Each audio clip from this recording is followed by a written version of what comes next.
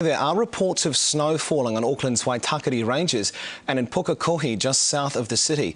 If confirmed, it will be the region's first dusting since 1939. Our reporters are heading to those areas now and will bring you an update shortly.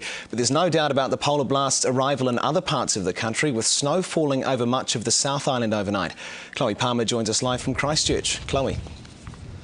Jeff, just 3 weeks ago, Christchurch was blanketed by a record snowfall. That first storm was a bit of a novelty, but now residents say the snow and all that it brings is getting a bit old. A close call at 3 a.m. and it was just the beginning. Snow started falling around 10 o'clock last night in Christchurch, blanketing the city by early morning. But the dangerous driving conditions and freezing temperatures didn't stop hardy Cantabrians making their way to work. It's going very well, thank you. Making good time. The snow's not too sticky. Residents say this snowfall isn't as heavy as the blizzard 3 weeks ago. Not as bad, no. No. Not as worse as in July, but still quite well, actually. Many schools across the South Island are closed and the Civil Defence is advising people to stay at home. We've seen the roads what they're like already. We've experienced that from a couple of weeks ago.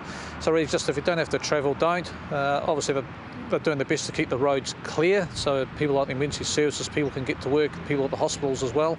Further south, Queenstown was transformed from a picture-perfect postcard into carnage overnight. Residents were forced to find alternative methods of transport.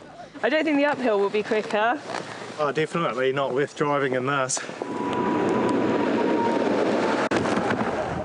In Dunedin, the northern motorway has been closed and more than 100 passengers were stranded at the airport overnight. Then we stayed here the night. We were given blankets by the Red Cross, slept upstairs in the conference centre on the carpet. Yeah, it was pretty cold, but better than going outside and fearing the snow. The South Island is preparing for a heavy snowfall until at least midweek. Met Service says this is a once-in-a-lifetime event and they warn we haven't seen the worst of it yet. Christchurch Airport is still operational, but it's up to individual airlines on whether they fly or not. I've been out at the airport this morning and there's a lot of stranded passengers and not a lot of flying going on. I suggest if you're looking to fly in or out of any South Island destination to ring your airline before travelling to the airport. For those Christchurch residents still without power, Lions Company Orion hopes to get it restored to you by the end of the day. There will be no mail delivered to Christchurch and to much of the South Island and some of the North Island today, but authorities say despite the treacherous conditions and the dangerous roads, residents have been sensible, most people have been staying at home and there have been very few problems. Good advice. Thanks very much, Chloe.